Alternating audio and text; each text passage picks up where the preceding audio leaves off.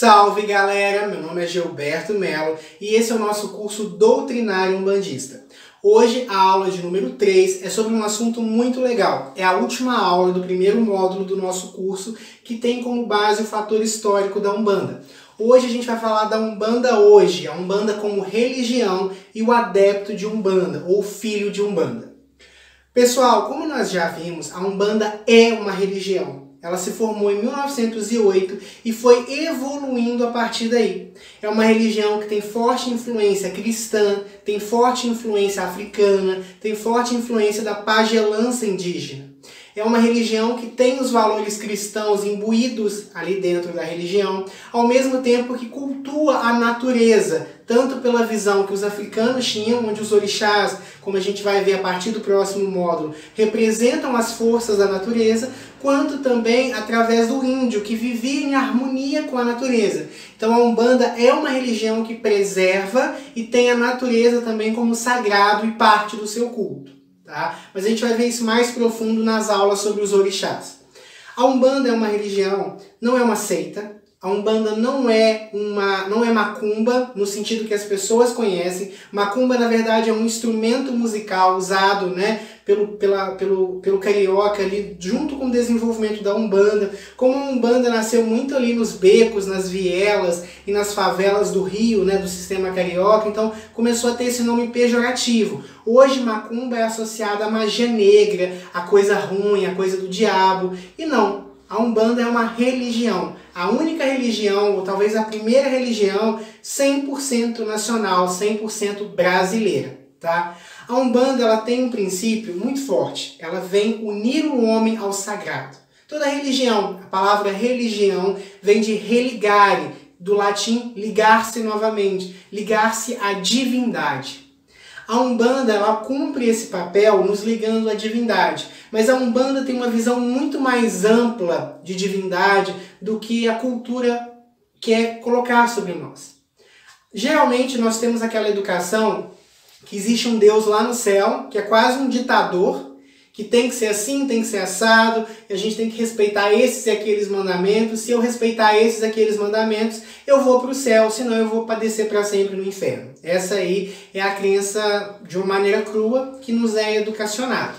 A Umbanda, ela interpreta Deus de uma maneira muito mais ampla e, se a gente for parar para analisar, muito mais lógica. A Umbanda enxerga o divino em todas as coisas, em tudo. Tudo é sagrado, inclusive você. O teu corpo, como Jesus falava, é templo do Espírito Santo. Seu corpo é sagrado. O orixá vive dentro de você. Nós temos um orixá de cabeça, nós temos um adjuntor, nós temos um pai e uma mãe de cabeça. O nosso corpo, né, nós temos o sangue de Exu, nós temos ali o movimento de Ogum, nós temos ali a água de Oxum, nós temos a água salgada nas lágrimas de Iemanjá, nós temos a terra de Omolu, nós temos o barro de Nanã que forma o nosso próprio corpo. Então nós temos tudo aqui no nosso corpo, na nossa alma. Então eu sou sagrado, você é sagrado. A Umbanda sabe e valoriza o outro. Tanto que a primeira tenda, que foi a tenda que o Pai Zélio formou junto com o Caboclo das Sete Encruzilhadas, que era a tenda espírita Nossa Senhora da Piedade, recebeu esse nome porque, como Maria recebeu seu filho Jesus no colo, quebrantado, ferido, machucado, morto, a Umbanda acolheria com o mesmo amor qualquer pessoa que chegasse. Por quê? Porque a Umbanda nos ensina a ver o sagrado no outro. A Umbanda nos ensina a ver a divindade no outro, o orixá no outro, a força maior que também habita e está no outro. Então esse é o princípio da Umbanda. A Umbanda ensina o princípio e respeito à natureza. Por quê? Porque é lá que os nossos sagrados orixás vivem. O campo de força de Oxum, a cachoeira, o campo de força de Inhansã, os altos descampados, os bambuzais, o campo de força de Xangô, as pedreiras, o mar de Iemanjá. Nós aprendemos a respeitar a fé do outro, porque em toda a fé existe Oxalá. Nós aprendemos a respeitar o corpo do outro, porque existe um orixá ali dentro. Nós aprendemos que lugar de mulher é onde ela quiser.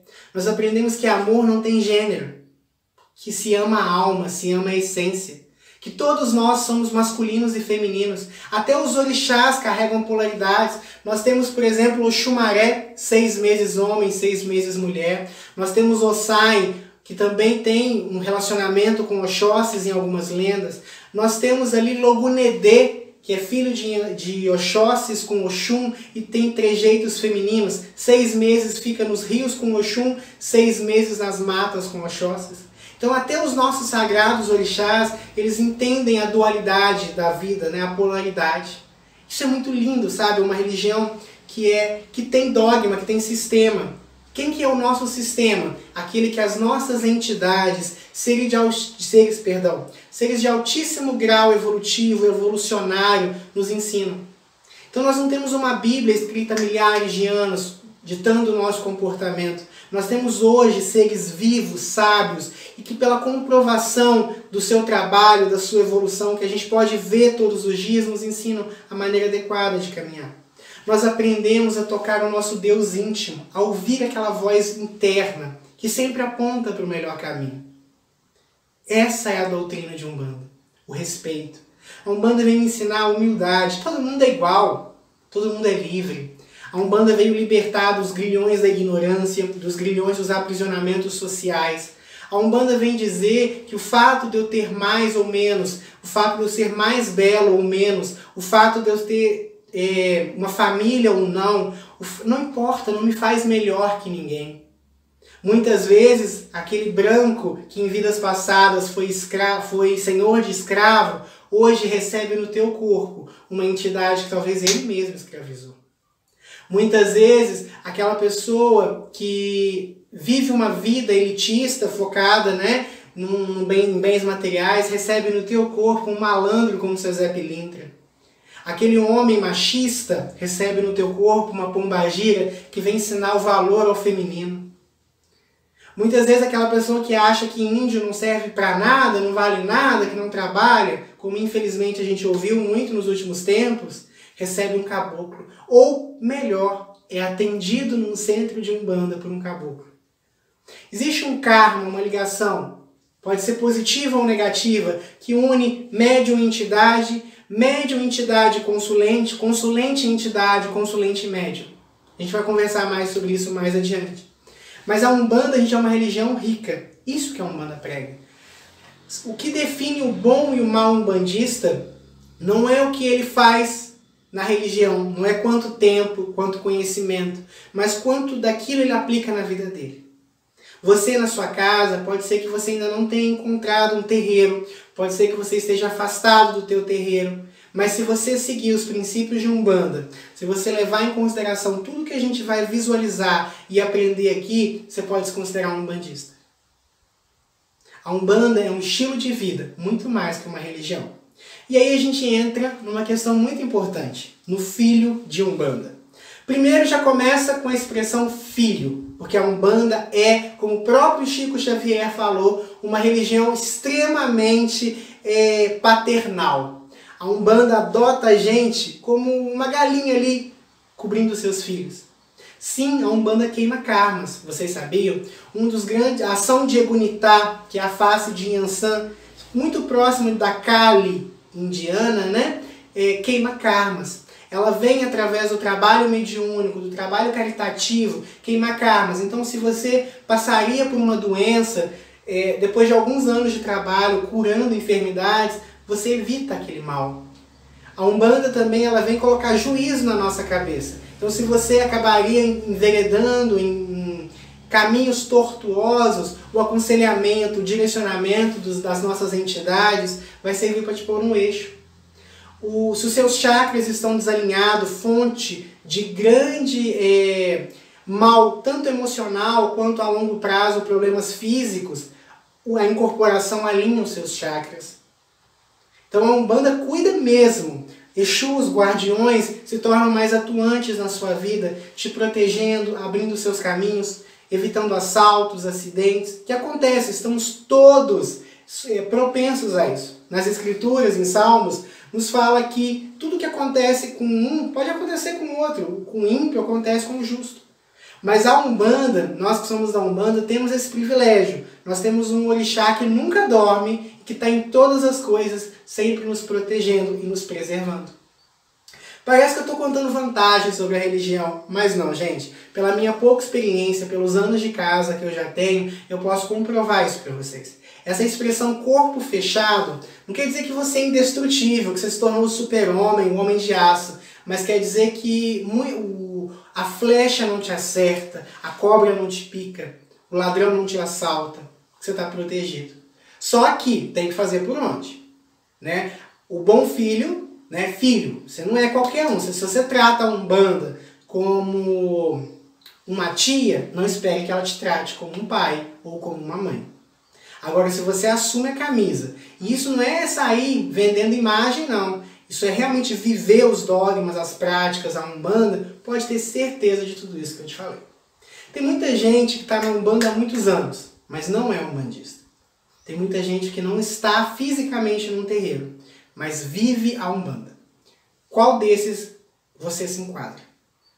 É meio uma aula puxão de orelha, mas é uma aula importante, porque a partir da próxima aula, onde a gente vai falar sobre orixás, a gente entra dentro de uma parte muito específica da religião, uma parte muito profunda, muito bacana, mas se o desenvolvimento moral, como diz o próprio Allan Kardec, não acompanhar o desenvolvimento mediúnico, o que pode ser uma bênção se torna uma maldição. Então, assim, agora é aquele momento de olhar com honestidade, com um olhar clínico, se olhar no espelho. E se você conseguir identificar um defeito, um traço a ser melhorado, comece a exercitar sobre ele. E pode ter certeza que você vai ser um umbandista muito bom. Ninguém quer que você seja perfeito e a Umbanda abraça você como você é. A Umbanda tem uma política de aproveitar o melhor de cada um. Então tem entidades, sobretudo entidades de esquerda, que ainda apresentam muitos vícios e comportamentos humanos. Mas a Umbanda coloca eles não apontando o defeito, mas pegando a virtude deles. Então se a pessoa praticou magia negra, hoje na Umbanda ela desfaz magia negra. Se a pessoa aprendeu sobre sexualidade, hoje uma pessoa que viveu uma sexualidade muito intensa, hoje nos terreiros ela vai despertar a sexualidade de maneira controlada nos seus consulentes ou no seu médium. Se a pessoa conhece errou muito com as leis, hoje ela ajuda dentro da irradiação de nosso pai Xangô, pessoas que têm problemas na justiça. Isso vale para as entidades, isso vale para nós médiuns. A Umbanda vai pegar o que você tem de melhor. E o seu pior, vamos chamar assim, o seu negativo, quando o seu melhor é exercitado, ele vai deixando de lado. E tudo que é deixando de lado diminui, enquanto tudo que é exercitado aumenta.